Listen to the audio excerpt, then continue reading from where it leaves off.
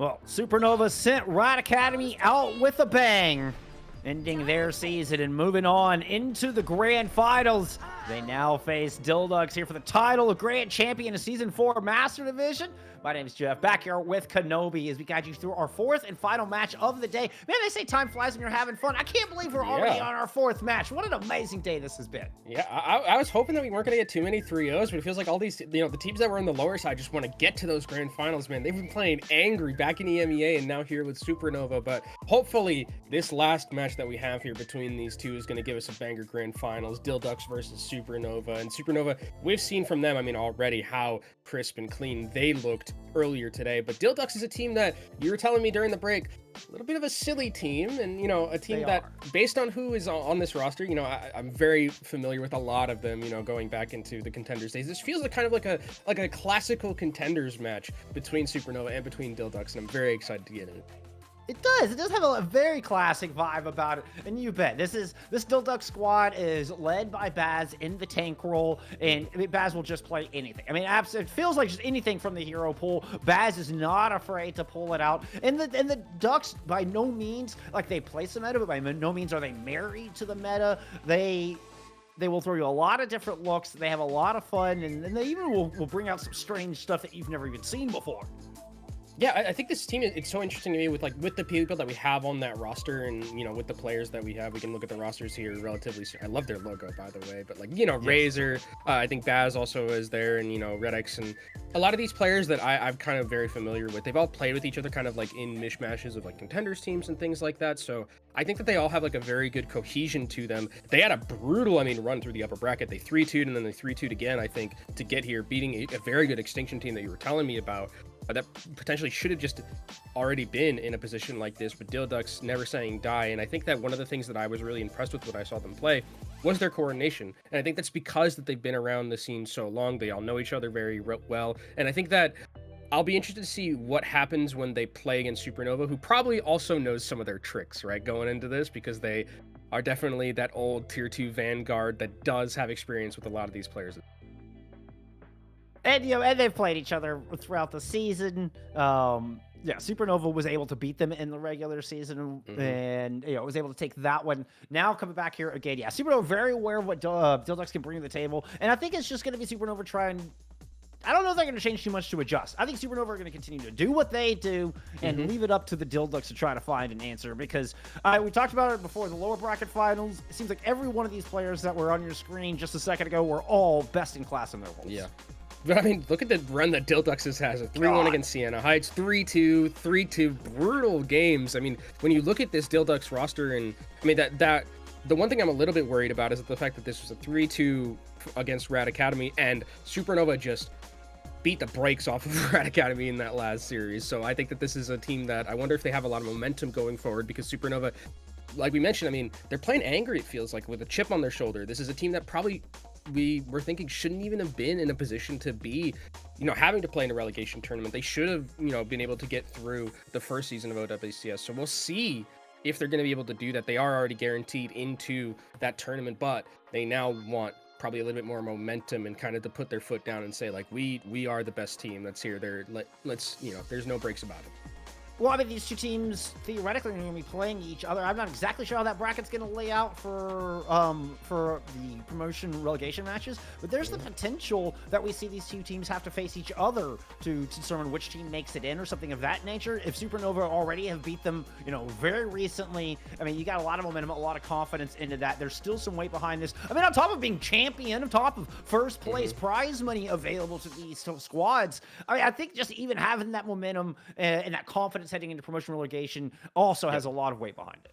Yeah, I mean, if you're Dhillducks, like if you get through this bracket beating Extinction, beating Sienna Heights, and beating Riot Academy, and then you beat Supernova on top of that, like, what a run and what a pedigree of results you have for yourself going in. I feel like you'd be unstoppable at that point when you were thinking about the confidence in yourself and the ability to play pretty much anything. I'd be very interested to see what that would look like. But they still got one last hurdle. It is to beat this very, very good Supernova team that we've been seeing playing phenomenally so far. Nepal's going to be our starting map, which is kind of the standard right now. I would expect probably a Pharah ban, especially with Razor on the other side. That's definitely something that I would want to take away, especially on a map where this, like, Pharah is just really good in Nepal. Like we kind of have been talking about it all day since we've seen Nepal as our control map. Pharah, very good. If you have an experienced player like Razor playing Pharah, just take it off the team. What's surprising? Oh, and that DPS line is, I mean, between PDK and Razor is really one of the strengths here. PDK is a fascinating story too. Actually started off as a manager. And managed on like old school contenders teams and T3 teams like G-Force and, you know, some of those days.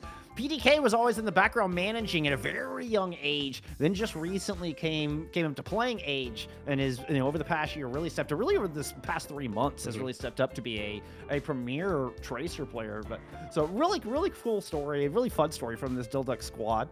We're actually not getting that far bad. In fact, surprisingly, I was talking about PDK's Tracer and Dhillducks banned the Tracer. Yeah, I'm pretty surprised that we're not seeing. I mean, Ryan was very good on Tracer. I was super impressed with how good Ryan was. And I mean, I just am really. The Kiriko is being taken off the field. I wonder if that's like a specific pick to Dhillducks, like pinching the support line. We talked about it a little bit earlier, how it feels like the supports of Supernova can play pretty much anything, and they're willing to self-pinch their support line just to make the enemy team uncomfortable. So that kind of is where my head is at with that Kiriko ban. I think though that like this leaves Pharah up on the table, and Razor is very good at it. Not to say that like, you know, Ryan or Lich can't play it, because they definitely can. But I think that this is something that you're feeling very good if you are if you're Dhillducks and you're getting the Pharah to be played here by Razor. Okay, ready to get to it. It is your NA Grand Finals here for Season 4. Ready for battle. $7,500 prize money on the line. Going to be seeing these two teams come out on Nepal. Shrine is going to be our first map here, and Astro, I wouldn't be surprised if it is just the Winston kind of play at the start of this.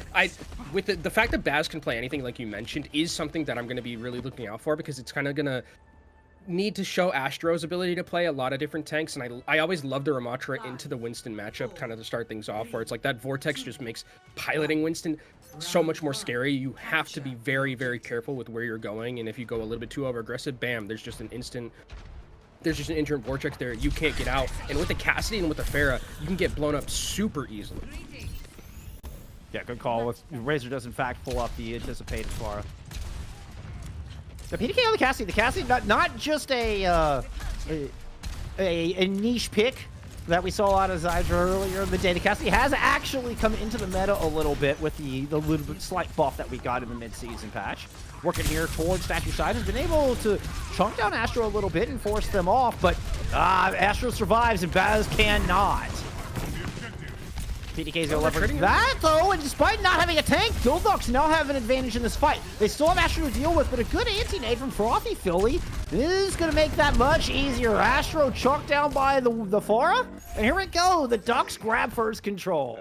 Dhillducks played that so patiently as well. Even though they lost a member incredibly early in Baz, they were still able to just maneuver around the geometry, keep Razor alive, keep PDK alive, and then they were able to secure a pick onto Renko. And once the Ana is down on the Supernova composition, there's no way to come back into that. That's all of your healing that you've lost, as Ryan takes a little bit of damage, but will get healed back up. And now it's about Supernova trying to go through this onslaught of the Cassidy and of the Pharah spam. Brandon has swapped to a Pharah to try to help with that. Razor played from the exact opposite side of the map, still able to corral Supernova, but Astro gets it far ahead of the rest of the team. While the supports were corralled, Astro was getting fanned. Yeah, PDK, I mean, the positioning from PDK was great there. They saw that there was an aggressive dive in from Astro, and Astro just backs up to try and play against the geometry. Bam, there's a fan the hammer right there, takes out that Winston. Oh, Ryan double directs Razor, and that's a great pick. This might be a moment where Supernova can get a little aggressive. Oh, that might be a moment that just lives in Dhillducks' head for a while. PDK slept out of the Deadeye. Bionades onto Astro, but they're still going to continue to push forward. Sleep lands, Nano onto PDK to try to isolate. Gets the shot onto Grapes around the sleeping Winton.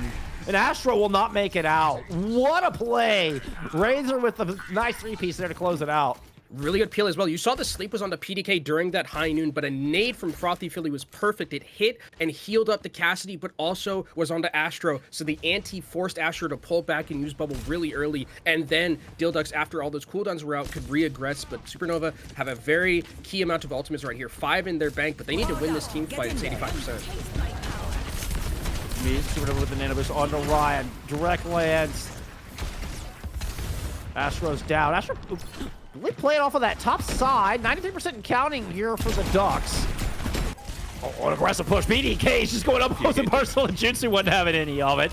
There's the push over the front line from Astro and company. So we will get Supernova on the board for the first time.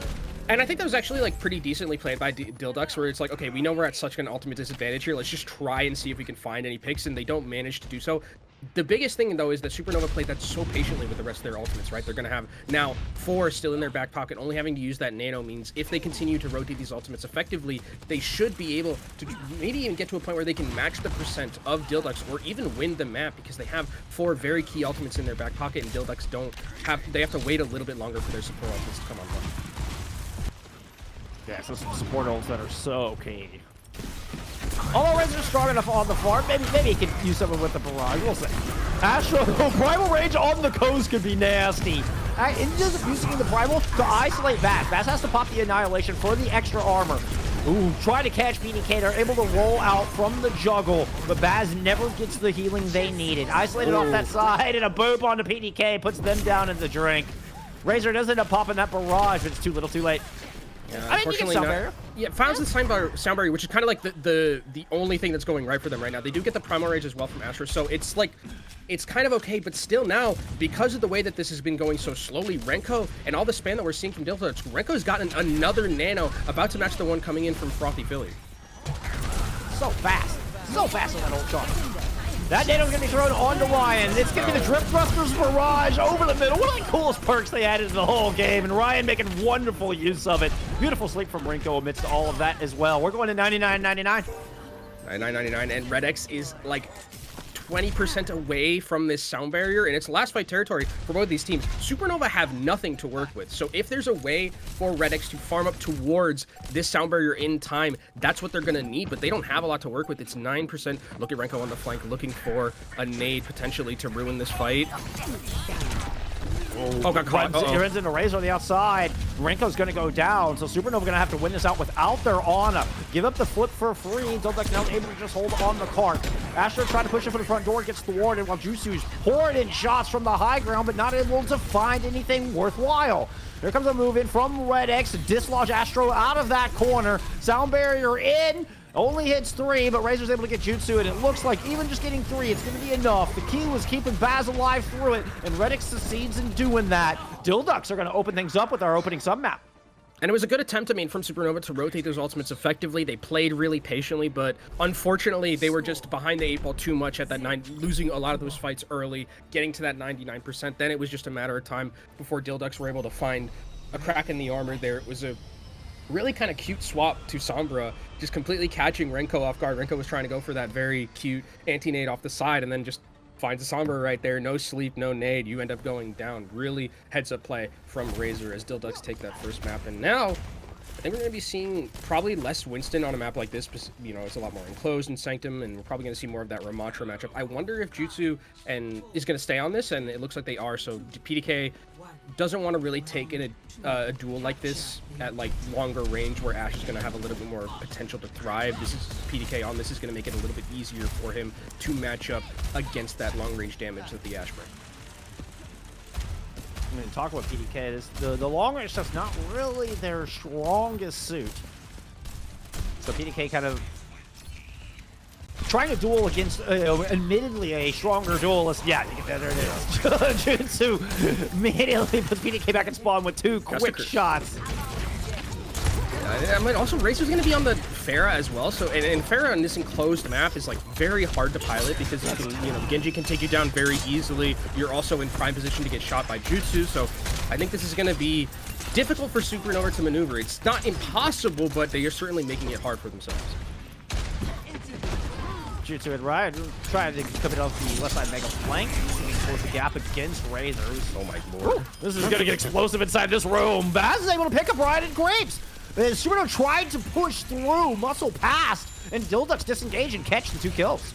Yeah, really well played. I mean, they basically muscle their way into that side area. Really good vortex as well, slowing the disengage. And this should be Dhillducks being able to get control back. Astro will eventually end up going down. The anti is nice, looks nice for the stats, but not going to manage to do anything. It's just going to be trickled down to stall. And I think at 40%, I mean, for 40% from one fight bull skunk, that's totally fine. Like, I would take that any day of the week if I'm Supernova. Now I'm going to be able to have some very key ultimates to work with to come back in and potentially get to that victory.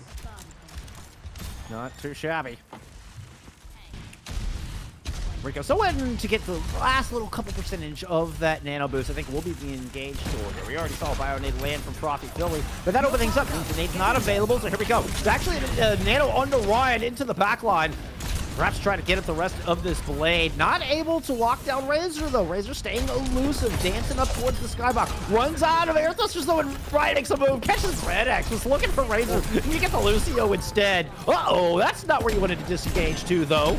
Nowhere to go, but a couple of good shots has put Baz low, forces off into misses form early. They're slept out of the block. PDK is going to find Grapes.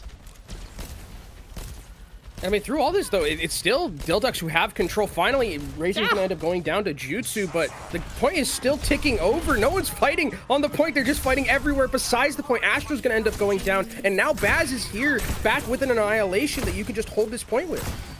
With an annihilation is to just mow through Red X, and they're able to hold on control. With Astro down, you have, Ryan was playing tank there for a moment. We've seen Jutsu come up with a couple of picks through all this, though, so we'll see how long Dhillducks are able to hold, but they strike right back. Just when you think the Ducks are down and out, Razor's going to deliver a pick. Yeah, but I mean, they can't walk to card because there's a barrage that doesn't manage to find anything, but eventually Jutsu does end up going down, so it's traded DPS. And this leaves Dhillducks still in control of this point. Now, Supernova do have, I mean, this is going to be close. They don't have they have the nano advantage. Sound barrier to come out here. Is Rico trying to use this nano early? Sound barrier's going to come out from Graves first. Redix only gets themselves and Baz with their beat, but it's enough for Baz to whittle down Ryan with that annihilation. Oh! What? Wait, what? Ooh, that's... I didn't expect that! That's our first certified Charles the Ninth of the day. That was really... I thought they had the ton. Like, I just went... That was winnable. I guess they didn't proc overtime because I saw Grapes was right there. Yeah. And I guess Grapes they never just procced overtime. That's really unlucky if that's what the case was there. That little cubby of the point there on Sanctum, like the line of the objective is prior to the cubby. So where we saw Grapes kind of hiding in that little cubby on the side, they never actually crossed the threshold. Oh. I'm really surprised that actually didn't proc overtime. That was really shocking because that fight was very winnable for Supernova if they actually procced overtime. Because I mean, I think like Astro was coming back onto the point and had Nano with like Ramatra. Like that was a very winnable situation for Supernova. And this is not the place you want to be making those kind of errors. Given the Ducks the first map on the back of an unforced C9. I mean, unforced errors really do sometimes make the difference between a couple of these teams. And I mean, it feels like, though, Dhillducks, that was a really nasty shot from Ryan. But I think that when I look at Dhillducks and the way that they're playing, the coordination that I'm seeing from them is incredible. Like, it's fantastic the way that I'm seeing them combo their ultimates as well. Like, it feels like everything is so just, like, by design when I'm watching Dhillducks play. Like, even that, like, one Sombra swap by the end that, like, Razor just kind of, like, does at the very end. Like, I think that was just really well played. And I also gotta give props to PDK, who, like, PDK had this one moment where PDK just lost the fight initially, and then they never took a 1v1 again, which I think is very smart, right? Because Ashe is still very valuable in, you know, if you're playing with the core. Like we saw PDK do a lot more after that initial loss. It's such a good point. I talked about how Jutsu's, I mean, from PDK, probably admittedly the better hit scan here, immediately loses the duel. And you're 100% correct. Like, PDK just opts, okay, so now I'm just going to avoid that silent, play in a position to where they don't have to take that. They can sit here and support the team. Because Jutsu's got the chops. Yeah. Holy cow. Jutsu's got the chops, but also Jutsu's playing against 3 different people, right? You saw, like, in that, like, doorway, it's Jutsu versus 3, and, like, you can be the greatest hit scan in the world. I don't know if you can match up against 3 people. Jutsu tried. Like, there were a couple of times where Jutsu managed to bring, like, you know, a miracle fight to happen, but to do it consistently is a lot to ask for a DPS. That was a cool shot. we got to see the jutsu shutdown of the barrage. That was something we didn't get to see in real time. That was really neat to see it from their angle. But it goes to show you that teamwork really is far more important than individual skill and mechanics in Overwatch. I mean, I would give the entirety of Supernova that nod, but that's still the Dhillducks who have the 1-0 lead in our grand finals. Their teamwork was impeccable. Their macro was impeccable on that one. I mean, it makes the dream work. That's like the whole quote. Teamwork makes the dream work, and it's working really well. I mean, even like the mid adaptations that we're seeing, and just the playstyle. Like, I mean, again, I really did like that. The second that PDK lost that first initial duel, it's like, I don't want to ever duel that again. We're just gonna make sure Jutsu is like the target, because they know that like Jutsu is the respect that they're giving over to Jutsu being able to be that carry potential player. I think just like understanding that like if we push Jutsu out of the fight, give a little bit more help to PDK, that's gonna really enable us to get a little bit more value. And instead of like PDK playing by himself, maybe play the Genji by himself with Razor or something like that. I think it was just really good understanding from them to kind of like not shoot themselves in the foot necessarily when they're playing a composition like that. And our next map is going to be Dorado, it looks like. So we are going to be seeing that one, a very Winston heavy map, long range hit scan map as well. So Jutsu versus PDK will be another interesting matchup. The Zen is going to be taken off the table. That hasn't been part of any pick ban or any play so far. So Supernova's cooking something. I couldn't tell you what it is. What do they know? I mean, they know Ducks play some weird stuff. Yeah, it is a map but where I don't have Zen in my notes. Yeah. It is a map where it's like if you have like long range volleys on Zen could like do a lot in terms of like, but like also I don't feel like Zen works really in like the current meta. It feels like Zen would just lose pretty hard. So interesting ban for, but I mean it does kind of fit the MO of Supernova where they're just like, we're gonna pinch the support pool as much as we can. It feels like I'm surprised they didn't take away Ana, but maybe that's just one because they're just like Renko wants to play it, and I would hesitate taking Renko off of something like that where he's that good. We did see Supernova banning out a few supports in their lower bracket final series as well, so it just kind of seems to be the game plan here for Supernova and company. Winston ban too, which is, I think the Winston ban makes sense on this map in particular as well, where it's like now it becomes like, is Diva going to be played? Is Hazard going to be played? Those are like kind of the tanks that we really see start to thrive, because I think that the way that we saw Dhillducks play around the Winston, specifically Astro's Winston, was very good. Like the Cassidy, I think, from PDK was really, really impactful in making that Winston hard to maneuver around. And I think it's something that Supernova, or that Dhillducks probably just don't want to opt into, because even though they like had some success against it, it's probably Astro's like best hero. So forcing him off of that into something else like a Hazard where you can feel a little bit more comfortable with your own matchup, I think is good. Ready for battle. We'll see if it shakes Supernova up the way that Dhillducks were intending as Astro rolls out on the wrecking ball. Jutsu is sticking with that Ash here coming in, and we are going to get Rinko into that comfort pick of the Ana. I say comfort pick as if Rinko can't play everything. Just Rinko It is his best. I think Ana is his best hero though. Yeah, exactly. It's like you know the pick where it's like, you know, you can play everything, but there's always that like one hero that you're just like, man, that one has my heart. And I feel like that's probably Ana for Rinko. I feel like that's how it is honestly for like most flex supports, where they're just like, if I could play Ana forever, I'd be happy. I will say I tend to see a lot more carry out of Frothy Philly. Although, I mean, they are playing the Ana here, but it kind of made sense with the carry ban we saw last map. I feel like that more rings true, but you know what? The carry was available, and Frothy's still going for the Ana. Still picking Grandma here as they come out on the attack.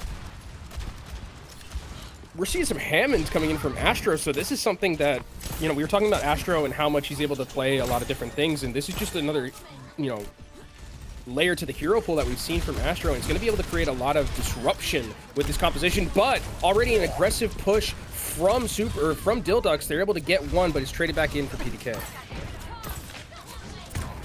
Baz low, I think Dhillducks. Ooh. They can keep Baz alive. They might be okay here. Big Biodate lands in from Rinko. Ryan's hoping to pursue, but Redix is able to survive. So 4v4, and of course that big spot advantage for Dhillducks is going to get him PDK back into this fight sooner than later. Yeah, Grapes also isn't going to be in the fight, which is a big deal because that means that Grapes is going to be behind in terms of ultimate charge as well for those support ultimates. Frothy Philly getting very close towards a nano here, 81% farming it super quick. Might need it too. Basil, one health, gets stunned, gets DMAC. Yep. Oh, the headshot almost got the pilot for him. There it is. That's going to hurt a little bit not having that diva. Now they're going to have to retreat a little bit. That's going to give Renko... Oh, Jutsu is on one right now. I mean, this is going to give Renko time to get towards a nano boost. Renko does actually end up going down.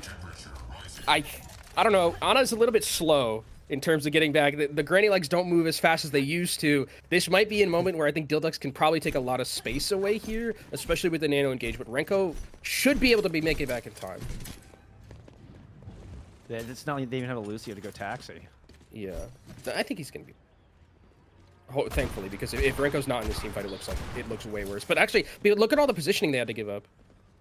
Yeah, and I mean, and Dhillducks, happily take that. They don't try to over push. Dhillducks just take what they can get. They take the courtyard area, this high ground, and keep Supernova back in, with their back up against the fence. PDK able to find Rico again! Rico has once again got to put their walking shoes on, but no Anas are allowed in this fight, apparently. Sound barrier now thrown in from Dhillducks to try to counter the rally on the other side. A bunch of burst healing is going to be enough for the ambush on a PDK. Just caught completely blindsided up there. PDK was trying to go for a flank and just didn't manage to find anything. Got found out completely. And these fights are very chaotic here, Jeff. Not really kind of the way I think Dhillducks wants to be playing. They're playing into a little bit more of that chaos that Supernova is bringing to the table. With these engages, Astro is doing phenomenal with these engages, comboed along with Renko with these anti-nades. Every time we see a pile driver, there's a nade followed up. Nano boost thrown on to Razor. Renko gets the nade down, but still the slices come through with the nano. It only took 2. So Renko's struggling to stay alive. Clearly, Dhillducks have decided they're going to attack the Ana over and over, but only once has it led to a fight win, and this time it's Jutsu clapping back. This is not good for Dhillducks. I mean, yes, they do trade out Ryan, but Ryan will end up getting back into the point relatively quickly here.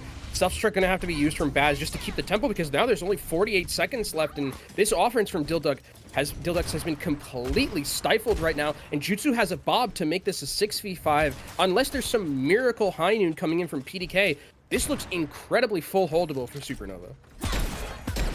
And with 30 seconds to go, it's the last opportunity for the Ducks on point A. As we just heard, Athena say.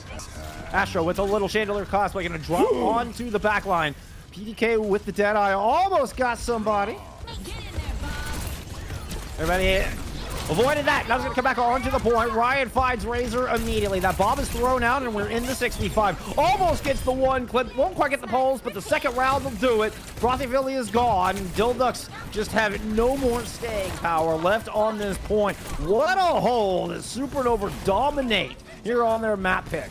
Yeah, that was really fantastic by Astro as well, playing this Hammond. I mean, just completely comboed along with Renko. Every time we saw a pile drive from Astro, there was an anti-nade. Even if it wasn't securing picks, the biggest thing was just the amount of pressure that was being put down, because that just means the healing resources have to just continuously be pushed out and pushed out and pushed out, and eventually there's going to be a break in how much healing you're going to be able to put through. So really, really well played from Supernova to basically make the mental RAM of Dhillducks just go through the roof.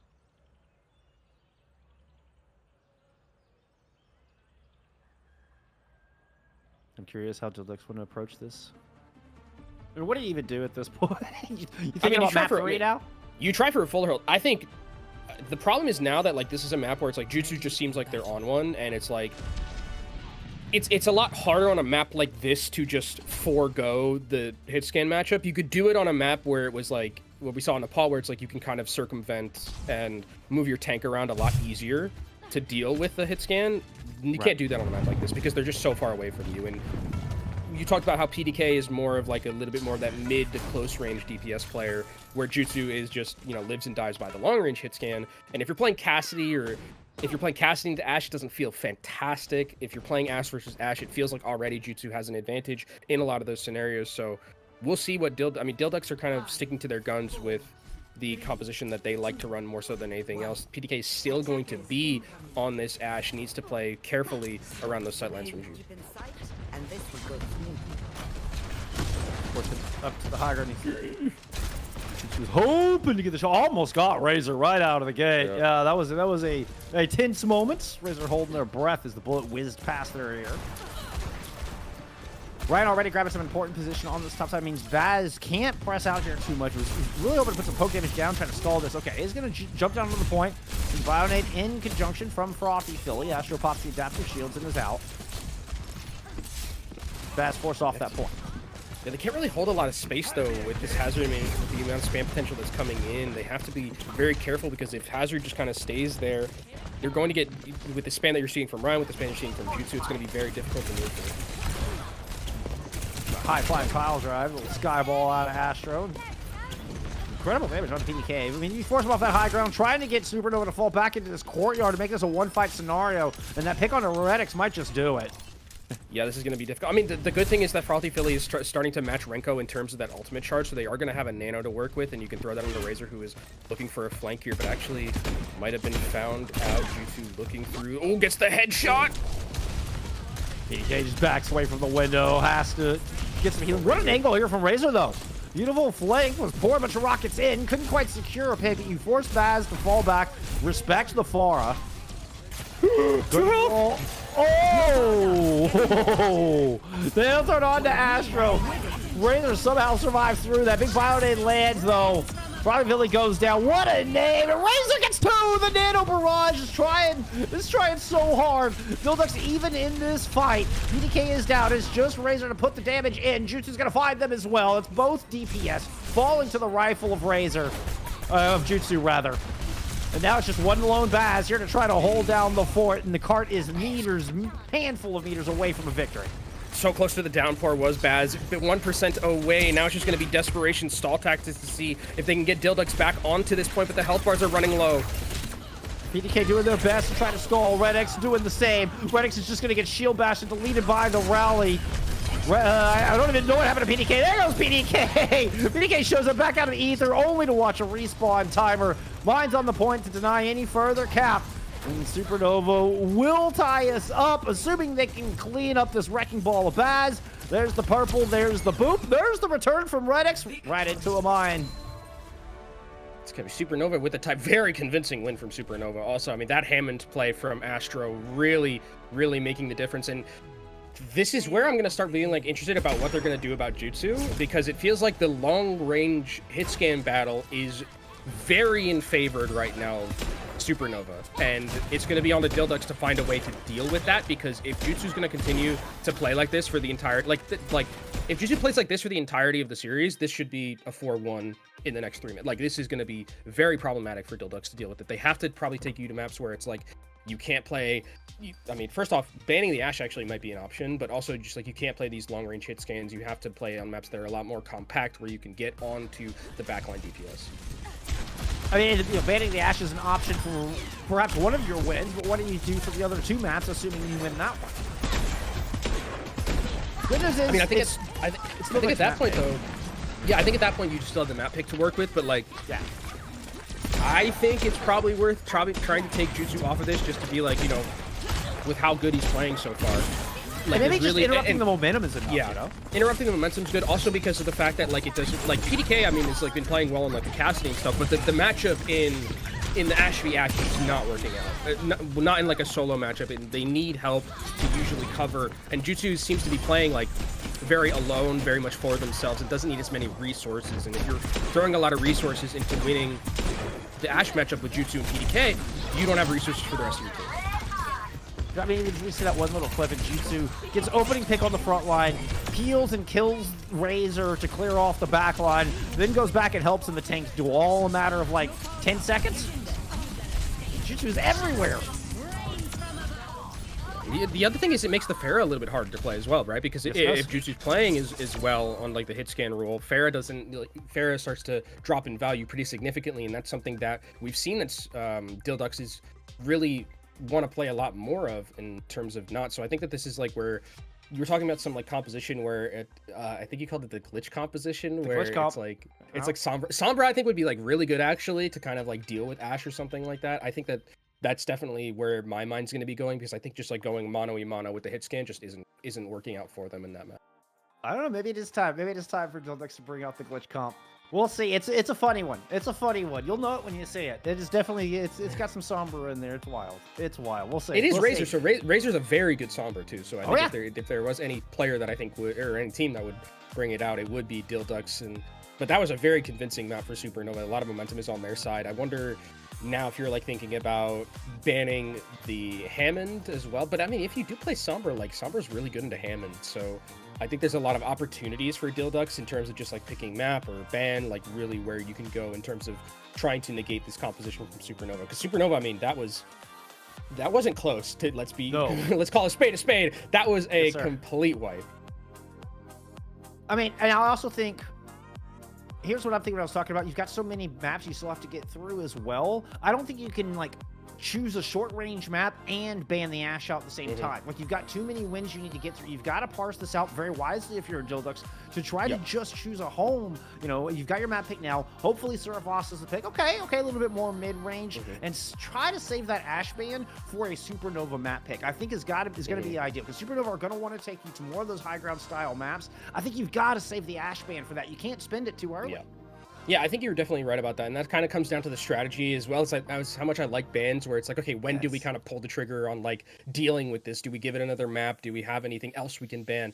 And it looks like we are going to be going to Servasa, which is a lot more of an enclosed map, and I think that it's good against the like longer range hit scan don't perform nearly as well on a map like this, as it is going to be Dhillducks banning the Hammond, which I think makes sense. A lot of the value was by Astro on that Hammond, and it is one of the most annoying heroes to deal with, I think. So just getting it off the table completely is going to be good. It's going to not be as great as like creating space for the rest of the team, because one of the things that you can do on Ashe that's so impactful is like once you hit that pile driver, it's basically serving someone up for you in terms of being able to get a headshot, and with how well Jutsu's playing, just that space creation and that layup is very, very adept. So I think getting rid of that makes a lot of sense. Interesting though that is going to be the Lucio taken off the table, which I do actually agree with, because if there is going to be this like Ashe play, one of the best things that we saw Dhillducks do was use the Lucio speed to rotate around and try and get to that Ashe and get their, you know, tiny T-Rex arms onto it. If they can't do that with Lucio, that means they probably have to bring out Juno,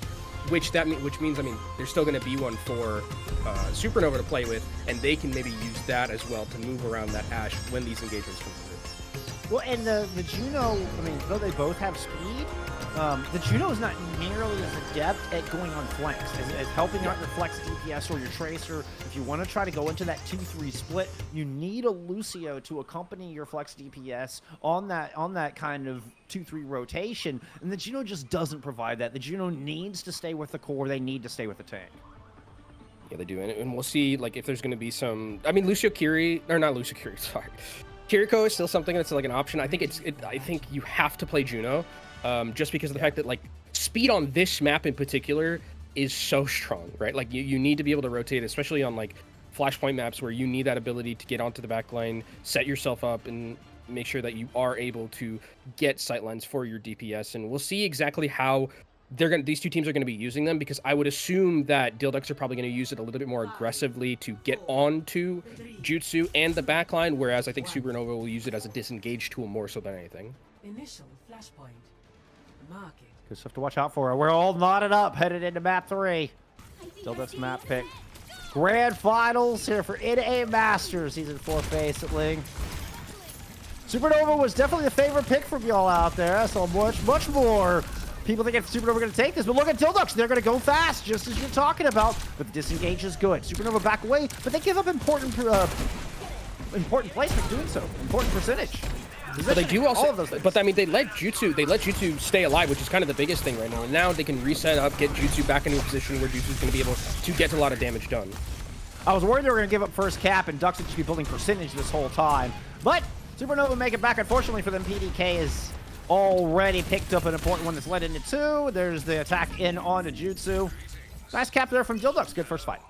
Yeah, now this is where I'm going to be a little... Because Rinko died actually so early in that team fight, I'm a little bit worried now about the chances of Supernova winning this point entirely, because they're going to be so far behind the 8-ball in terms of that orbital ray charge. And also, look at the brig charge as well. Like, Dhillducks have such an advantage right now with these ultimates. Supernova didn't really get anything done in that team fight. They just disengaged with the speed ring, and then it was Dhillducks taking all that positioning away. So Supernova have to make something happen here in the neutral, potentially with a pick, to find a way to beat this macro advantage that Dhillducks have. Razor and Astro both kind of fending off their own individual duels. Now trying to see if they can make it up the stairs. Oh, the pulse, that was a millimeter off from landing on Grapes. They're wiping some sweat off of their brow right now. Dhillducks throw down their speed ring, looking to engage with this Deadeye. That's one skull up. Doesn't quite get the dash out from Ryan just in the nick of time to avoid disaster. PDK still trying to push it on that side. I thought better of it. They got all the spacing available to them, and now it's going to be a rally coming in from Reddick so far ahead of Grapes, and Jutsu's going to end up going down. Oh, and Astro's not going to survive this either. That is going to be a 100-0 here for Ducks as they take market. What a start, Flashpoint. Flat back from that shellacking they got on Dorado. Yeah, and now I'm really a little bit worried about like this Ashe pick, because it feels like Dhillducks are doing a fantastic job so far of just like neutering it completely in terms of the value that it was getting on those, just playing around the geometry, creating that space. Dhillducks also get very lucky with this respawn of the point, because now they have all this positioning to work with, and Supernova who have to be the aggressors and moving into a lot of these scenarios. Oh, and this can be such a tough flashpoint to take. If Dhillducks already have the defender's advantage. Fortunately, they're not able to set up on coast. This coastal side is going to be so important. We got the orbital rank coming in for both of our squads. Grips is going to go and pop the rally. Flies forward with a shield bash, and it's enough to assist with that kill into Red X. With Ryan's blade, they're able to pile on. Hey, that was pretty.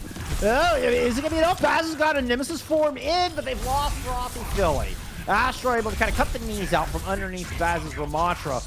Block is up and they're going to stall for as long as possible, but Supernova will take this. Yeah, it was a really good pincer from Dhillducks, but the way that Supernova was able to absorb a lot of that pressure made that fight go back in their favor, and Supernova's finally going to get rid of the Ashe. I think this is a good decision. You need something with a little bit more mobility, and now you're going to have that so Juju just doesn't get instantly pounced on every single team fight. You have some escapability now, and you have some mobility to work with on this as you continue to accrue this percentage up for Supernova. Good news for Supernova. Well, Dhillducks don't have any ults on. Well, at least not yet. PDK is not far away. But this one's going to have to be done in the neutral. I know it's not a real ultimate. It's fine. Yeah, that's true. Hey, maybe we'll mix with the speed ring and get something done with it. This coastal position, though, very definitively favored. A really advantageous position that Dhillducks have managed to kind of sneak away for free. Not to mention control of the point. They have control. I mean, PDK is PDK got a lot of space with that high noon, and now they have control of that point, like you mentioned. So it's going to be about these two teams pushing and pulling with the spam. It is going to. I'm wondering to see what Jutsu is going to be doing. Has the rail available? Can they find the pick? Using that speed ring to engage this time. They know they've got to get aggressive. You can't just ebb and flow with the Ducks now. You've got to push. The Nemesis form is fading, and Astro's not able to get much done, but Ryan finds a limited angle to work with off of this side, clears it out, and ends up with a kill onto Razor before it's all said and done. So 5v4 as PDK tries to equalize with the Deadeye, but Redix and Baz are both so low. Nemesis form goes right through that bridge shield. Redix never stood a chance. Supernova on track to take the second flashpoint. And I mean, they did get a lot of percentage out of Dhillducks. I think there is going to be a chance to get back and recontest. Maybe not. It's going to be very close if they want to try. Razor's going to try to, though. Razor's going to try at 90%. Oh, Ryan didn't scout. They didn't scout it.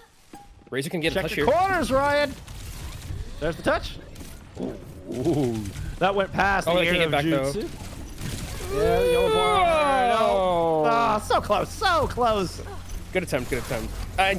Unfortunately, the pulse bomb ends up going away, which is just really unlucky for Razor, but it'll be one back in the pocket, as now actually it's time for Supernova to get a very favorable defensive position right now with this flashpoint spawn. Yeah, Ruins couldn't have gotten any better. They're just going to back up and start to lock this one down. Another heavily defended flashpoint. Yeah, Razor just go over to the far, rally up here from Dhillducks to try to get past that big defender's advantage. Nothing to it. Barely even get through the front door with the rally. The rally's going to fade. I believe Riot is still hiding behind him. Yeah, Riot is still positioned behind the Ducks as they move on to this point. Orbital rail available for both of these teams. This fight could get messy here in the middle of this claustrophobic objective. Give me the orbital from Dhillducks thrown in. The beam from the other side in response. The Annihilation and Rally piled in with it. Redix never stood a chance. Late Annihilation from Baz. Just back up against the wall. And that's a macro disaster for Dhillducks there. I mean, they use the Annihilation, gets nothing. Red X also died through the rally and just not managing to find anything. So now if you're Supernova, you're feeling fantastic. You have a rally to work with. You know Dhillducks have nothing in terms of support ultimates. And Razor is going back over to that Pharah just to offer a little bit more of that spam potential. It's going to be a little bit harder for Jutsu and Ryan to deal some damage, but this is hopefully a time for Razor to really start to show his stuff on the Pharah. Right, a bit of a door on the upside. Whoa, that was pretty. Put that one in the pocket of PDK. Take that one home with you. Immediately, Astro just pops a Nemesis just to run away. Excuse me, Baz pops a Nemesis just to run away. Gotta get out of there. I mean, it's still positioning that's in favor right now of Supernova. Dhillducks haven't been able to engage. PDK is on this soldier trying to find a way if there's a pick potential, and Razor continuing to spam, but they haven't been able to find the picks they need. They're going to try to turn attention onto Astro. PDK kept going for the high ground. They would love to get right into the supports, perhaps the DPS, but no. Grapes is going to come get in your face. Barrage over the top, wrestle to the ground from the Vortex, but not before getting Rinko. And PDK finding pay dirt with that ultimate as well. Able to find another one off the back end of the Grapes. I mean, Grapes did the right thing, I think, going very aggressive to try and take down Red X during that, but Red X was able to survive with some great peel from himself and the rest of the team, and now Dhillducks, I mean, they're able to hold this positioning. That's going to be good for them. Razor's going to get a lot of value just spamming through these very close corridors. The problem is that they don't have like a ton of ultimates to work with. They're coming up on their support ultimates, but it's going to really be, we're going to see if Supernova is going to be able to engage in time to get out those support ultimates. They try to attack up main, and now just the slow rotation, and we get both teams staring at each other across the gap. Astro making a move, wants to see if they can find a way, use that flank angle, perhaps create some crossfire here onto this point. With Jutsu so close to the overclock, could work out well. Oh, there's a nice lane onto the point. Grapes goes down, and Red X with the rally. No, the rally gets shut down from the Annihilation. Over to raise a touch, late to save the Brig or the Pharah. Now Baz is trying to respond with their own ultimate. I don't see any. This has gone wild here, Kenobi. What is going on?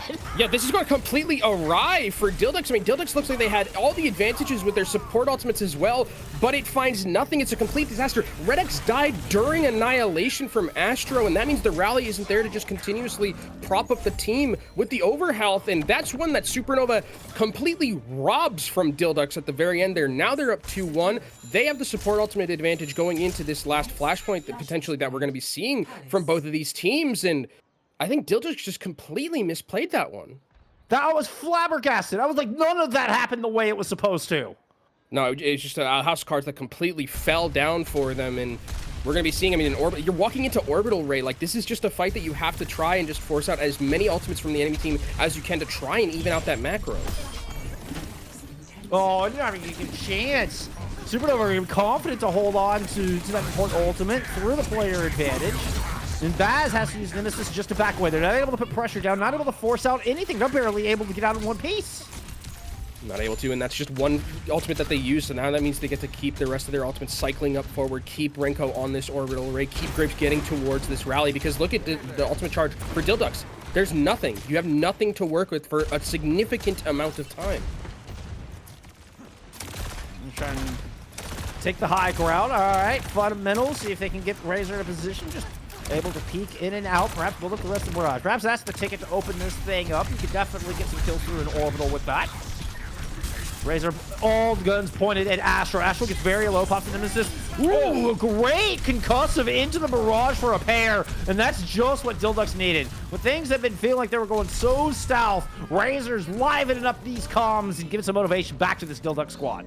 Yeah, why get a Zarya when you can just grab for yourself there with the barrage? Really well played from Razor, knowing that there was that opening available to take down those members and just win with the barrage. That means that there's going to be a chance now for Dhillducks to get Red X and Frothy Philly back up towards those support ultimates, those very key support ultimates to match the ones that are coming in from Supernova. But oh my, PDK on the flank, the stun, doesn't manage to find the pick. Oh, that's not going to end well. Rinko's able to take him down. Those double support ults are used outside the point. And if PDK been able to get out of there, that would have been amazing. Unfortunately, they did not, and it was not. Supernova's going to flip to this point. Ooh, 70%. On so close. There might be a recontest. So close. They did layer support ultimates, though, so there is going to be a chance for Dhillducks to come back into this one, but like you're mentioning, ticking up in that percentage, there isn't a tracer also for Dhillducks either, so they can't send someone to the point right now. High Noon used aggressively just to try and zone off. And the rally has to be... Oh, no! Oh! They try to use the rally to block against the Deadeye to get to the point, and you end up just wasting the rally. And that's Supernova taking the map, taking the lead here with a confident 3-1 on Flashpoint. On Survivor. I think that's one that Dhillducks are going to be kicking themselves. Supernova stole that one. That third Flashpoint that we saw, an absolute robbery, but well played to Supernova for keeping composed in a fight that they were at such a deficit at, and they just tried to. I really just don't know what happened. It's weird too because I feel like Dhillducks, that doesn't happen to them often, where they like have such an ultimate advantage and then just kind of collapse. Like, I'm not used to seeing that team do that. And Supernova, I mean, they're showing their experience, cool, calm, and collected, not taking the advantage that was given to them and really, really setting the tone. Yeah, I feel like I need to go study that Ruins fight. That was wild. It looks so good. They started off so good here, Kenobi. They did, and they basically forced Jutsu off of the Ashe, which is one of the things we talked about going into this, which is like the big deal. It's like, can you get Jutsu off the Ashe? It's not working out for you, and it was working well. And I mean, again, to be honest, they should have won the Flashpoint, but then it just kind of fell apart for them with their ultimate economy. I think PDK looked a lot better on the Cassidy than we saw. Like, they were using the High Noons effectively with the speed ring to create space, but Jutsu, to the credit, had like going over to Cassidy themselves, going over the soldiers themselves. It didn't look as as bad as it could have, especially with how well there was a difference between the way that Jutsu was playing that Ashe and the way that Jutsu was playing the other thing. I thought PDK was absolutely looking a lot more comparable in the duel, even with the Sojourn. But I mean, Ryan steps up in a big way on this map, and well, Astro just as good as Ramatra as they seem to be on every other hero. Yeah. God, Astro is good at everything. Stick after stick. Yeah, Astro is really just good at everything. Yeah, this was a nice, really good play from Razor. I think I like the decision making from Dhillducks here. I know it was like they were going for that like little flank kind of play, but they knew that they were in such a disadvantage with their ultimate economy that like the only way they were going to win this team fight is if they did manage to find a flank at the very end, and then it's just desperation for Redix to try and get on the point. I mean, even if they don't die there, I don't think they proc that overtime anyways, so it was just a very difficult one. And I think that's just Dhillducks making a mistake I'm not really used to seeing them make like that on that third Flashpoint. I mean, they had no speed. They had, I guess they had a Juno, but they didn't have a Lucio, didn't have a Tracer, didn't have a Genji. It would have been very difficult to get a touch on the end. And definitely, I mean, it just goes to show you the strength of Supernova. They're able to force Dhillducks to make unconventional mistakes, to make, to look a lot more uncoordinated than we're used to seeing out of Baz and company and from this Dhillduck squad. And honestly, I just gotta tip my hat to Supernova for that one. That's where we're landing on that. That's just how darn good this Supernova squad is they made the Ducks look disheveled. Yeah, I mean, they can clutch up, and they find these ways with how experienced the team is. Like, it makes sense that they are able to take like an advantage that like Dhillducks give them, and then take the entire map off of it. Like, very well played to them. I think that if you're Dhillducks, though, you are kicking yourselves a little bit because that one felt like it was in the palm of their hand, and they just got snatched out of it. Well, they're going to get a few minutes to breathe, try to decide how they want to respond. It's going to be Dhillducks map pick again. We're going to take a quick little break. When we come back, you're going to have Supernova 2-1 up, and try to close out this grand final. We'll see you back here in just a minute. Start your climb to OWCS by joining FACEIT League. Gain competitive experience in weekly FACEIT League matches. Rise to the top in divisions balanced for your skill level. Learn more at fce.gg/s4.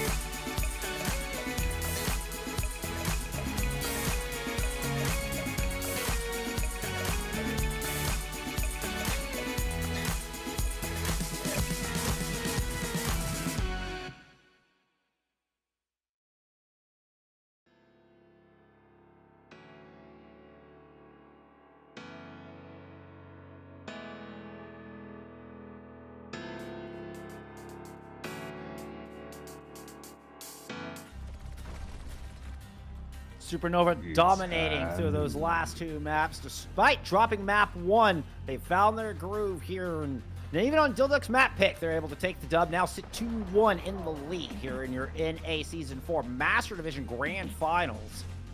It's Jeff and Kenobi returning at you. We got the back half. Remember, this is a first. Let's still fight their way back into this, and they'll get another map pick here heading into map 4.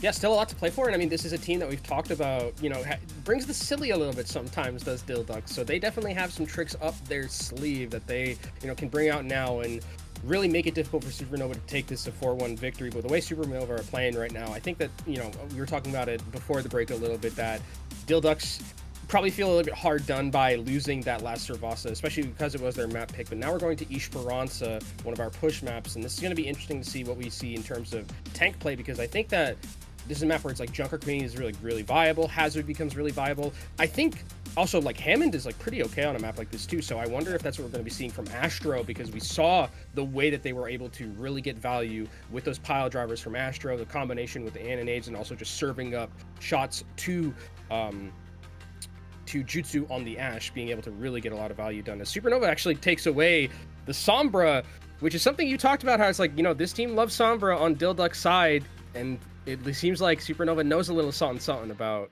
what Dhillducks want to maybe bring to the table here. Yeah, that's one of their little secret strats. You know, part of the glitch comp is the Sombra is involved in that glitch comp. I'm hoping we see it. We're not going to see it here. This also leads a lot of credence to your wrecking ball theory as well. Mm-hmm. You know, if the Dhillducks want to come out on the Hammond, take that Sombra off the table immediately. I mean, you already know that, you know, you've got Razor's got a fantastic Sombra on the other side, so that, I mean, this is all making a lot of sense actually. Yeah, and I think if you also want to like play Jutsu on the Ashe, it gives you that opportunity to use the Hammond as a way to like create that space. I'm wondering, especially on a map like this where it's like Ashe feels like always good on this map. Like no matter where you are, being able to hold those high grounds, you have some sight lines to play with that are like mid to long range, where Ashe really gets to thrive in. We'll see if there is going to be Dhillducks, you know, moving to much more of a like rushy style of composition where they can try and get onto the Ashe effectively, but we'll see, I mean, what we're going to be opting in for in terms of those DPS, because now that there isn't the Sombra, that kind of makes me think that Razor's going to be playing more of something like the Pharah. And on a map like this, Pharah does work because you have a lot of geometry to play around in terms of being able to negate like hit scans on the enemy team. But beyond that, like I think they really were probably thinking, man, Sombra would be great here to negate a lot of what Dhillducks wanted to do, or Supernova wanted to do rather. Hey, but you know what? You're still able to ban out the Ana. You know, so yeah. At least you take, you know, you've got that bit of solace if you're the Ducks. You know what? Hey, at least we're able to take Rinko off of their best hero. We had seen some struggles, you know, with dealing with those anti-nades. So there is that. We are going to see Baz leaning into that Hazard. This is kind of where I thought they might go. Frothy Philly's able to fall back into that Curie as well. I think this is Frothy Philly's best hero pick. In fact, from what we're seeing from the Ducks, this might be their individual best picks across the board, aside from Razor. Yep. Yeah, I mean, I think Razor, yeah, because Razor's like kind of the Sombra player and like the Pharah player. I think Razor's like pretty serviceable on the Tracer as well, but Ryan has been playing fantastic, so it is a lot to kind of play for right now, as Supernova is going to be coming out on the a little bit of a different kind of mix-up in terms of the supports. It's going to be the Brigitte and the Juno, so it does offer a lot of appeal to be able to keep Jutsu a little bit standing more forward, whereas it feels like Dhillducks want to be a little bit more aggressive with the Curie Lucio. Of course, themselves opting into this Cassidy battle. So I think PDK is probably a little happier about that. I mean, the Ashe, I suppose, can be vulnerable, you know, trying to stay in the mix. And Supernova, that's a good choice, particularly with a Hazard coming against them. The Ashe can be so vulnerable against a Hazard dive in particular. So that smart pick working out. Supernova's fast rotation, they're able to stay 100% of the curve here. You know, opening blood, they're going to lean that into another kill on the PDK. They did lose Rinko through all of this. And it's not quite done. Okay, there it is. Astro Grape's able to clean up. That'll be first fight going over to Supernova. Yeah, and unfortunately for Dhillducks, with this composition that they were going to be running, they're not running it anymore because of the way that it worked, but they really need to make those dives, like, really hit pay dirt. Not necessarily in terms of, like, just getting kills, but just getting space, and they weren't able to do that. It was really good rotations by Supernova, just rotating around anytime Dhillducks wanted to take that space. Now they're going to be going on to the Ramontra just to offer a little bit more sustainability in that front line to kind of hold with the shield, block some of that incoming spam, but it's already great for Supernova as they're going to be moving forward. They get that 40 meters, and they also get control of this high ground, which is one of the most important. Dhillducks rotating around towards the stair. So yeah, we're looking at Baz hanging out underneath the arch, but yeah, the rest of the team, It's got to challenge that high ground to some degree. You can't just let Jutsu sit up there for free. It looks like they've dropped off of the bridge to try to push through main. Push up a little bit more direct approach onto Supernova, but so far, whatever way Dhillducks are trying to get in, they have not been able to find ingress whatsoever. Juicy's able to find and pick on the Red X, but Razor takes down Grapes as they drop from the high ground with that rally. Grapes tried to get aggressive, and that's when Dhillducks are able to punish. So they can't take the high ground, but they'll kill Supernova when they jump off of it. Big clutch up there from Razor being able to take down with the Pulse Bomb, take down that Brigitte. That means no rally throughout all of that. And actually, Astro's going to switch over to the Hazard just to offer a little bit more agency with the potential to create space for this team. Don't want to be opting in for something else. As we're going to be seeing now, it's the high ground controlled by Dhillducks. PDK gets to have a good time up here. But, I mean, I think with Supernova's ultimates, they can come out of this spawn and create some space for themselves, especially with that high noon. Good attack from Astro, and there's the Deadeye from Jutsu. They're able to get Jutsu onto that high ground with an orbital ray, but a wonderful disengage. Dhillducks noped out of there so fast. They're rotating back here towards the tiles, but Rico and Astro are there to cut them off. The incredible speed out of Supernova gets them in front of Dhillducks and intercept that rotation.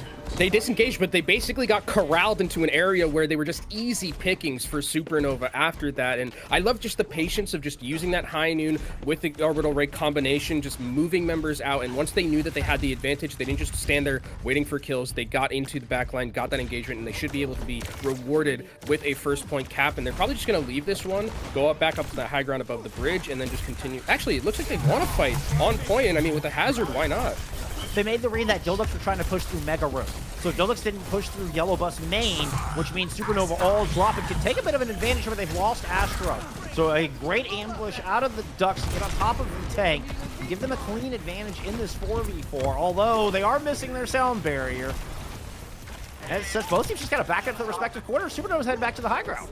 Yeah, Dhillducks actually were able to steal the bot, which is a big deal because now they're not just kind of down in the muck over there by the enemy team, and they can start accruing some percentage themselves. They have the Hogger on, and they're actually going to be using the Kitsune Rush to go aggressive. Try to continue to push downstairs. Astro gets in front of the rest of the squad, get the block up. So everybody else get behind me. That Kitsune Rush fades. Oh, but Red X picks up Ryan on the point.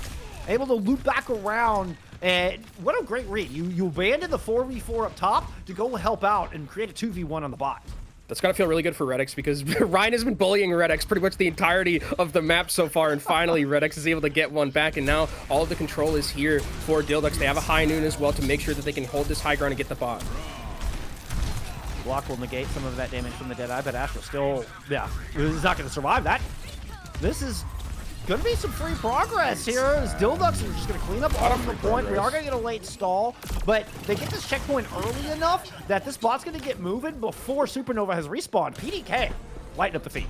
Yeah, I mean, Jutsu tried to use the high noon there just to buy back into that fight, but it didn't manage to find anything. And I think as well, like, that's an ultimate that you want to have to be able to create that space. Luckily enough for Supernova, they still have 4 in their back pocket, so it's not going to be totally disastrous for them. But I think that's one that they, in an ideal world, would want to have back.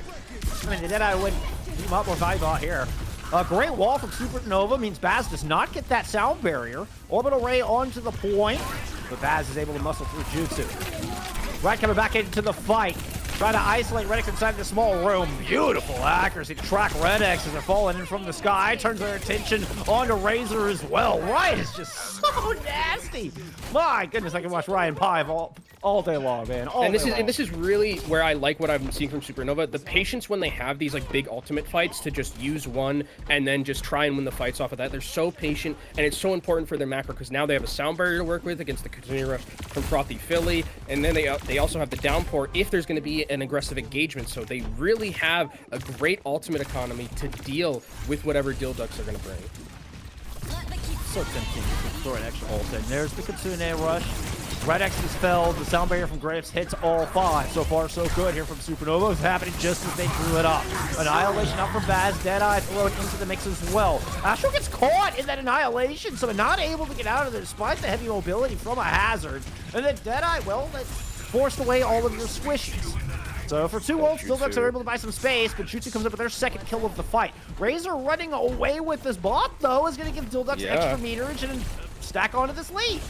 Really good heads-up play. I mean, Jutsu's getting a lot done in the backline, but it doesn't matter because the bot has been stolen throughout all of this, so a fight win kind of just doesn't end up mattering whatsoever. Jutsu's heroics kind of go to the wayside, and it's Dhillducks with a really good heads-up play from Razor to be able to negate any of the value from that team fight win. And we'll see if what Supernova wants to do. I think they're going to try and hold this high ground. Jutsu's getting close towards that overclock. You can use it to create that space and try to get back a little bit more even kill. They don't have the checkpoint yet.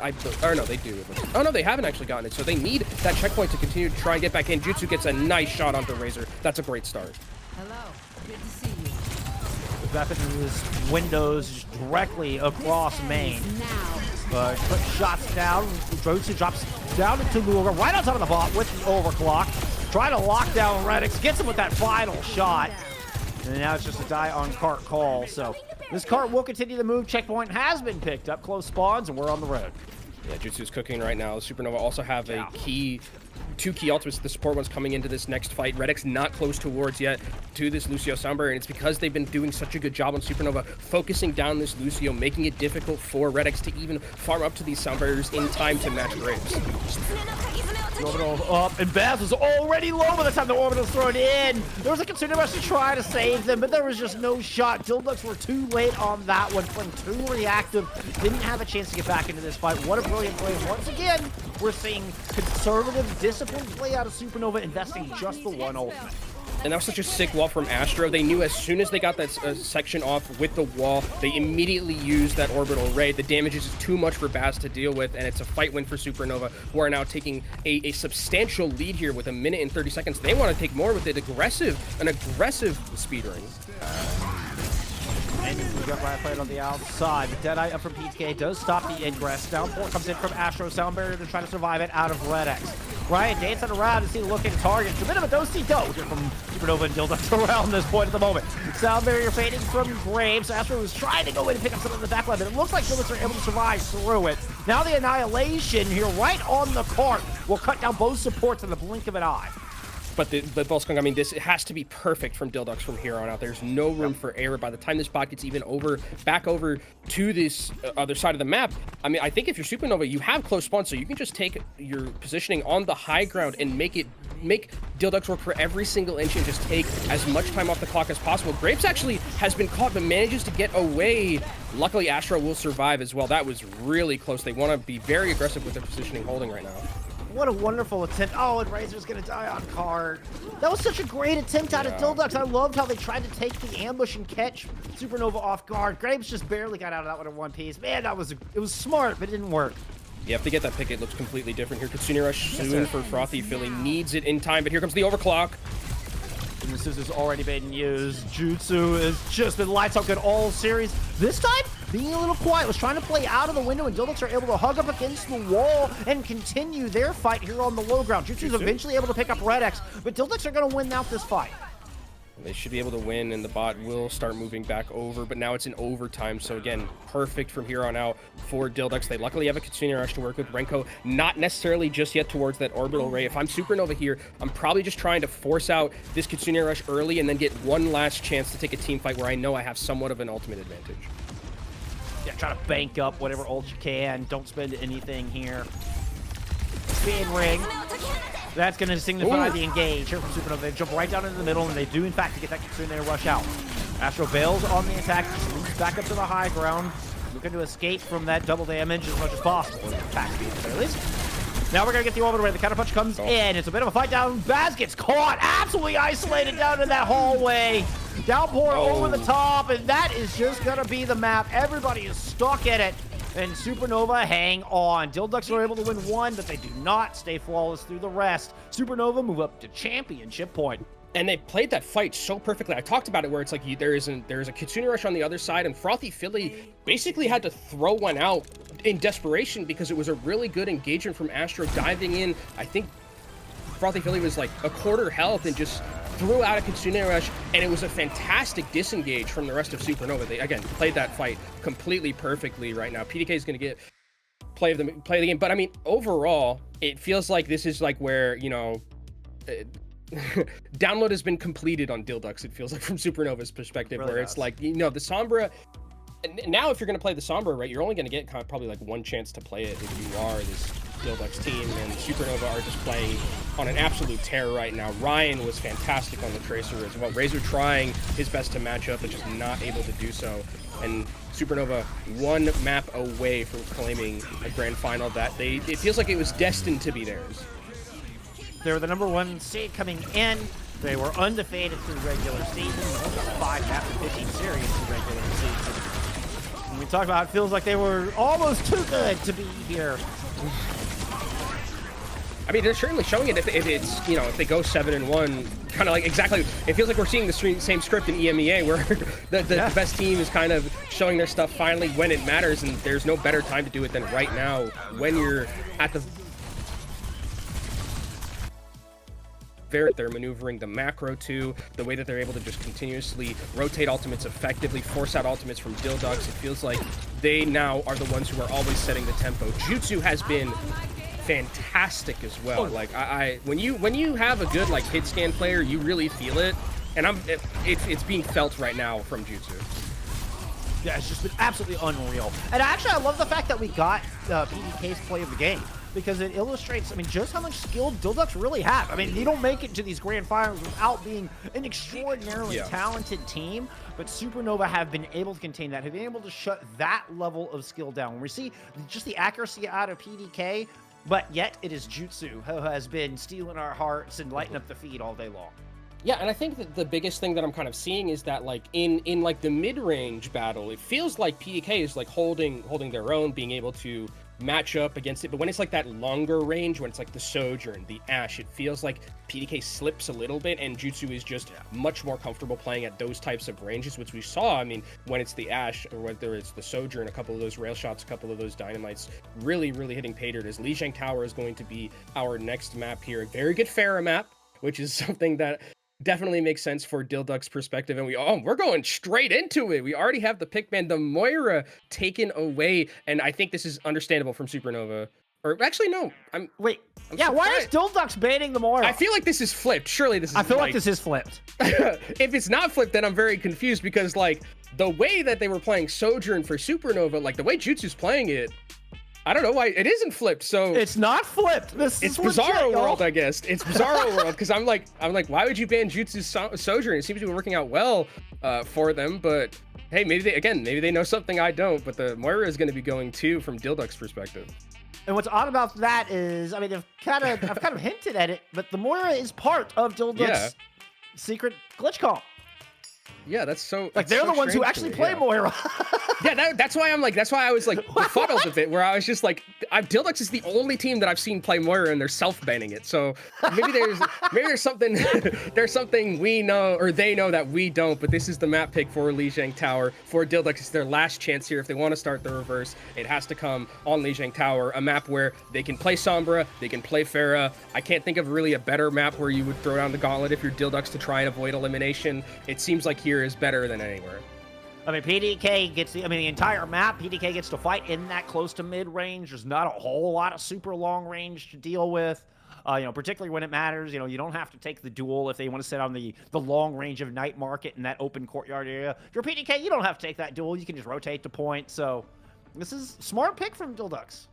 Mm-hmm. I think so too, and it's gonna really allow them to play more to their comfort at the very end here. And I don't think, man, I would love to see May, but Razor honestly, I feel like can just play anything. So we'll have to see if that's gonna be a hit pay dirt here. But I think if you're Supernova, not really reason to change too much in terms of what your composition was running. Maybe you'd see like an Honor or something. But I think on Control in particular, Lucio Juno is just too good to pass up. Yeah, my notes on Razor basically say Hyperflex, and it's just a long list of heroes that I've seen Razor play. Sim and May are both in that list. Yeah, Razor's been playing everything for a very long time. Yep. And it's going to come out on the Genji. It ends up being the choice here. So despite all of those kind of hints and thoughts, we end up in practically a mirror. It's just the Juno Curios. The big difference is going to be that there is going to be that speed ring from Renko to kind of maneuver Supernova a little bit easier, and you can see Jutsu is taking full advantage of that with the speed, dinking Red X down. That means there's no speed for Dhillducks, and that's just going to be Supernova trying to secure their prey right here. And it was a double speed, both Grapes and Rinko getting assists on both of those picks for Jutsu and Ryan. So it's just double speed work, and Dhillducks getting outpaced here in this first fight. Frothy Philly, though, does get a lot of healing available with the amount of spam that we're seeing from Supernova, so that means Kitsune Rush will be available relatively quickly when they come into this next fight. They just need to not lose members in these enclosed areas. After all backpedaling, sub 200 health with a lot of guns pointed their direction. The heals are spectacular from Rinko and speed from Grapes. Will get Supernova out safely up in the white room where they're trying to get Jutsu positioned in a safe spot. Razor giving chase from his right-hand side, but Ryan goes to match. Here's that early Kitsune, which you're talking about, pointed right up in white room, but Jutsu with a full rotation around with the Deadeye doesn't land. Ryan goes down. PDK now with their own ultimate. Trying to win out this 5v3, and Grapes jumps right into the middle of it. That would have been such a sick little flank, though, if it worked from Jutsu. I love the decision-making there. Just a fraction off, but it ended up working out well for Dhillducks to be able to take this point, using that Kitsune Rush early, knowing they had that tempo advantage. They do have to be a little bit worried about Renko coming back into this one with an orbital ray, but they do have a sound barrier to blanket it. And then after that, Baz can also throw down that Annihilation to make it dive a very aggressive push. Scary for Supernova to opt into. Try to go right up close and personal with this orbital. Baz gets the sound barrier and the Annihilation in. The rest of the Dhillducks are trying to push around to the outside, but they get caught. Astro moves out. When we saw the Dhillducks trying to move in on the flank, Astro intercepts them beautifully. Yeah, Annihilation and Orbital Ray seems like a very good combo with the damage boost that you're getting as well, and that means that Grapes is able to hold on to that sound barrier, so now when Dhillducks comes into this next fight, they can't get anything with the blade, or they can just use the sound barrier to blanket the blade of Ryan. Whichever dealer's choice they have, they're in a great position.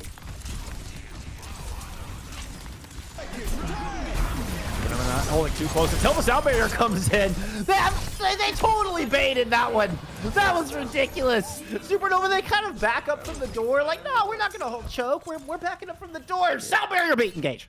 Yeah, guys, don't worry about it. It's totally fine. Honestly, though, they kind of won that fight really, maybe too quickly, because it's going to give Dhillducks a chance to get back into this one. But the High Noon is using an aggressive push from Supernova, just holding forward, and PDK goes down through Kitsune Rush. Oh, it's a disaster, Jeff. There's no way that should have happened. Dhillducks are holding a bevy of ultimates, and they're getting pummeled. Razor's able to at least take Astro down. He's got 90% on the board. And Baz is not going to survive through this. The one pick from Razor's all they're going to find here in this final fight for Control Center. Reddick's trying to make it back onto the point, but got booped off. Will not get the yellow bar going. Yeah, tempo, proactive versus reactive. That's your Supernova being so reactive. Like, their Dhillducks use Kitsune Rush as a way to just disengage from a High Noon, which is not the best way to use a Kitsune Rush, in my opinion, Jeff. I think you want to be using it probably with a little bit more value in that regard. And through even all that, PDK just gets instantly blown up. So really heads up play from Supernova, being able to just push the pedal to the metal, grab the game by the scruff of the neck, and never let it go. And they are one sub map away from being our winners here in the NA Grand Finals FACEIT League season bracket.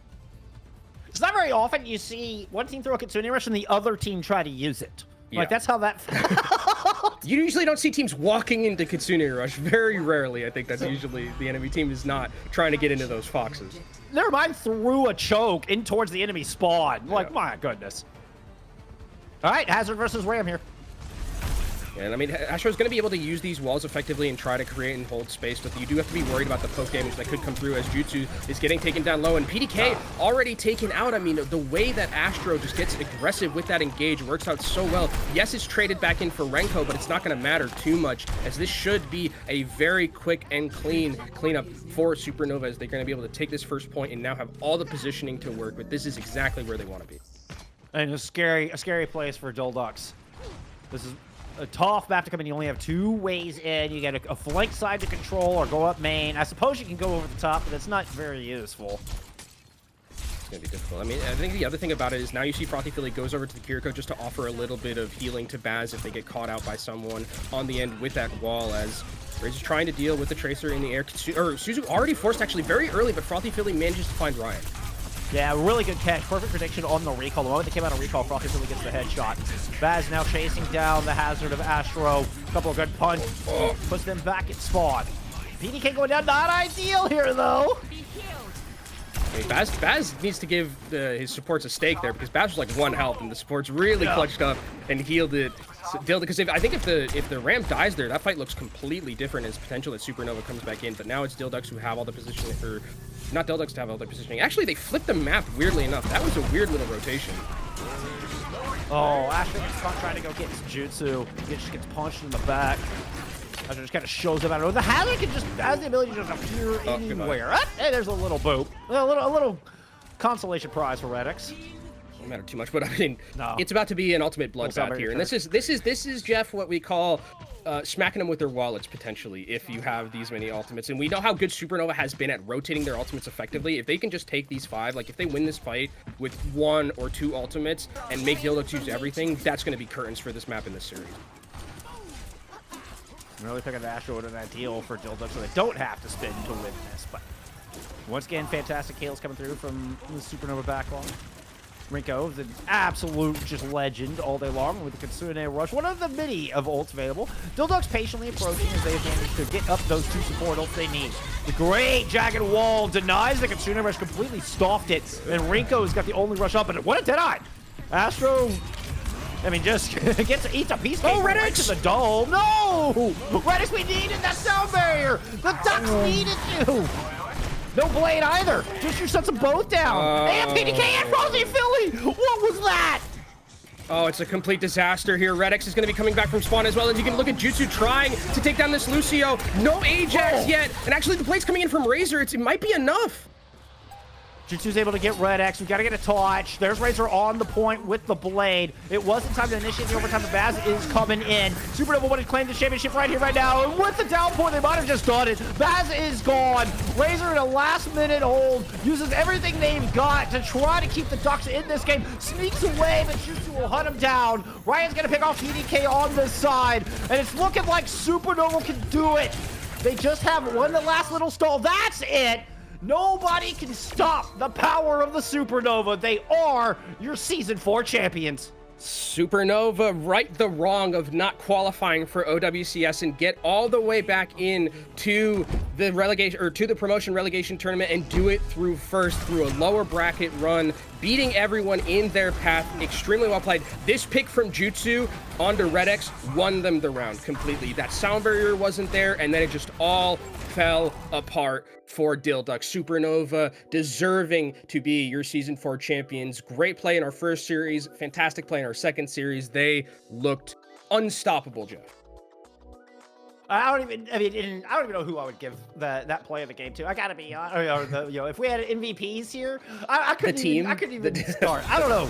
Maybe Jutsu. I don't know. It seemed like just everybody at some point. I think it's Jutsu. I think it's Jutsu. I would give it. I mean, I'd give it to Jutsu or like Astro. But actually, I mean, you're right. I think overall, like everyone had their moment. I think, like, you know, unfortunately, Ryan had an insane map. Yeah. Rinko Ryan had a great map.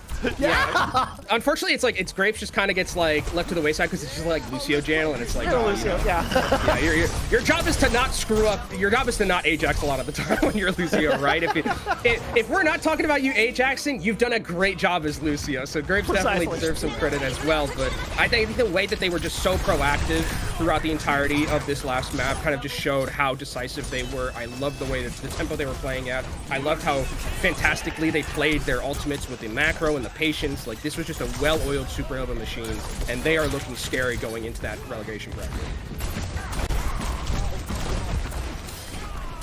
There is Jutsu.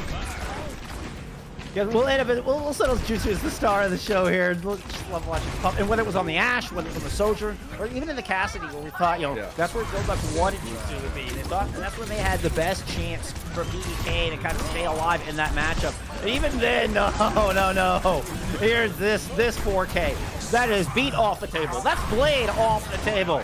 Let's take out, here's 2 more kills and 2 shots. You betcha. Yeah, I think DPS bias kind of would, if I was to give it MVP, DPS bias would change it probably more towards Jutsu more than anything. But I think you're right that everyone had their moment and everyone had really fantastic play from that team. I think that they are well deserving of this championship going forward. And I mean, it feels like we saw the same script in the EMEA. We had a team who was taken to that lower bracket probably earlier than they would have expected, and then just ran the gambit going all the way to that grand finals, winning 7 maps in a row with that momentum going from that lower final, and just very much putting their stamp on each of those brackets. Well played to Supernova. I think that's kind of the Supernova that we expected, right? The way that they played today, for the most part.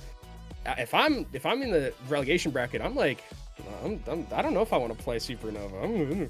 It's a bit of a difficult situation to play them.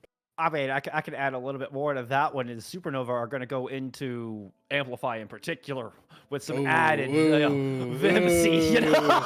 Dude, that's one to mark on the calendar right there. Yes. 4 OWCS slot as well. The same stakes against the team that sent them out of OWCS 3 months ago. Supernova will have their shot at that revenge next Friday. 13th. That's Friday, right? I think it's the 13th. I don't do math on broadcast, so I don't know. It's the 13th. I don't know what day. It's the 13th. I'll believe you. I'll believe you. It's the 13th. I'm not gonna risk doing math on stream with the amount of days. But yeah, I think this was just a great showing from Supernova. Definitely, I think it kind of showed us to like how good they were, and even though they had their hiccup going into the lower bracket early, I think, you know, the way that they finished off their tournament, definitely it's not about how you start, it's how you finish, and they finished off very, very fantastically well against some pretty good competition. I mean, that, you know, the team that took them down into that lower bracket, right, they beat them handedly. They beat Rad Academy. Like, Rad Academy didn't stand a chance, and then they beat Dhillducks, who was on a tear themselves going through that top side of the bracket. What a turnaround! What a turnaround! It sounds like we're gonna get an interview. We're actually gonna get Ryan in here for an interview here shortly. Okay. And we can pick the brain of our Tracer player here today. I mean, you know, formerly he was kind of your air specialist, is now kind of turned into the Tracer player.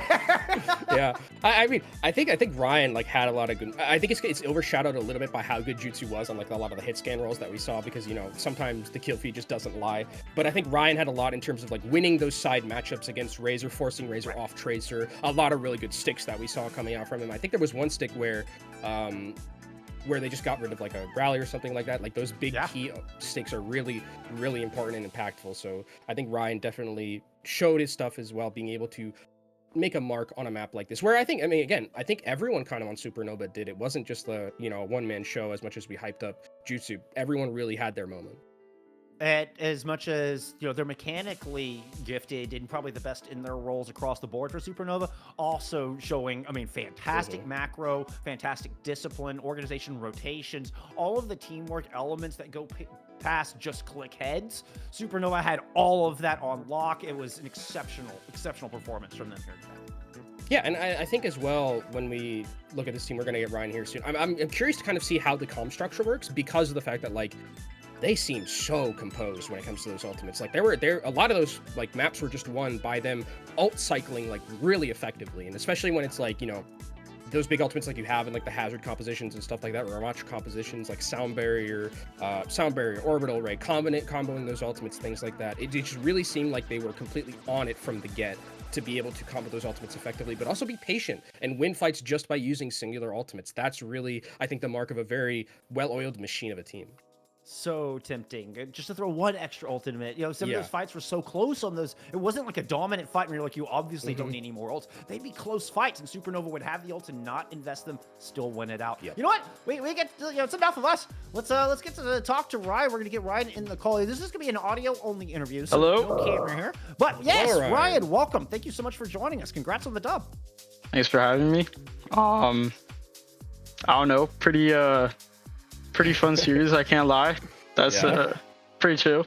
We expected to win, but it was good.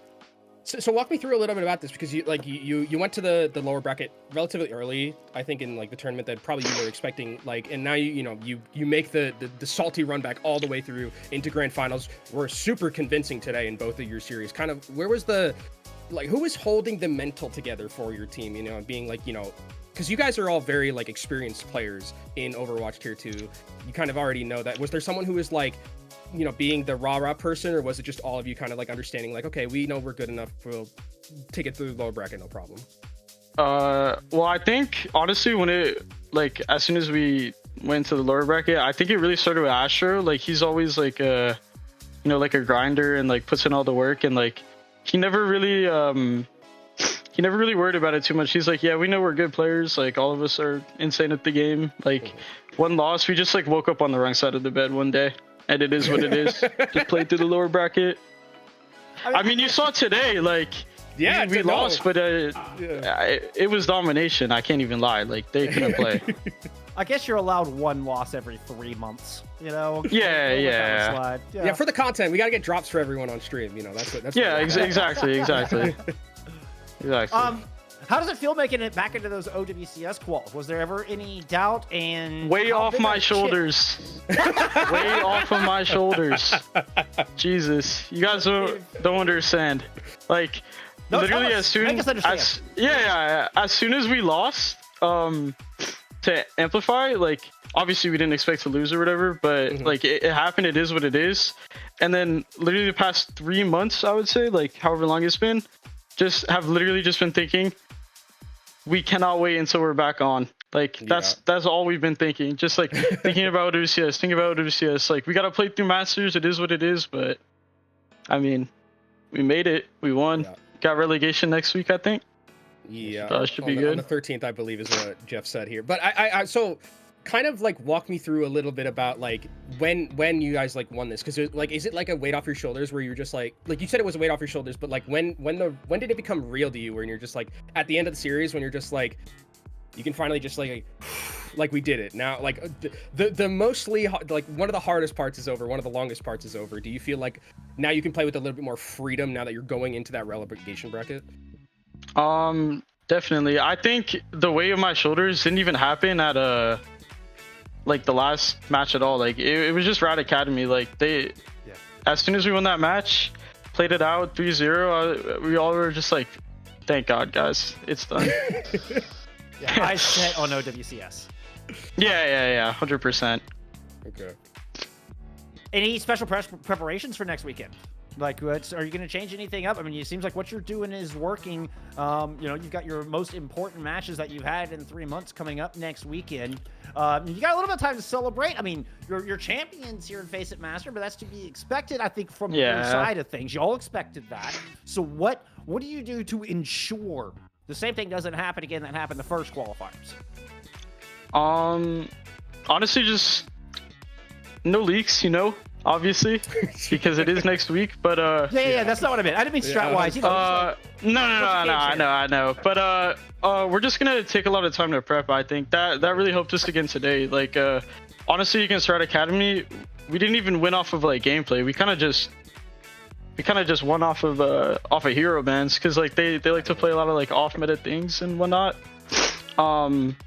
And we just banned really well. They couldn't play what they wanted. They played our game and 3-0. So hopefully we can do the same in relegation next week.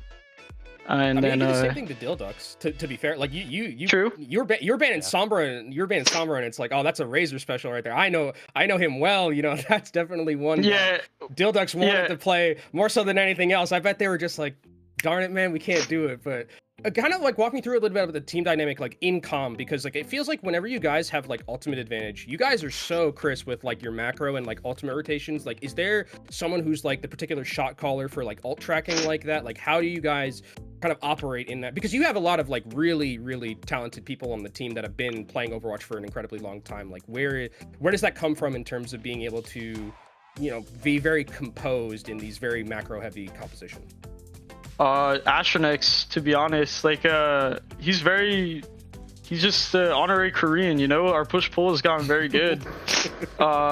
We know when it's our turn, we know when it's not our turn, we know when it's time to fight, when it's time to make a play, when it's time to live. Like, he's just been really good at making those like really important calls and like those plays, and we kind of just like our minions and follow him into battle and then win.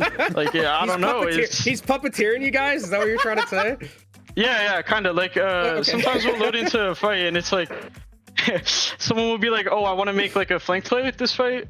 And then Astronex will like say like, yeah, do that, then do this, and this, and then live that ult, and then we can go back in with our own. We're like, all right, say less. Okay, Astronex got a big brain on him. Okay. He's playing 4D chess here. Yeah, he definitely is. Okay.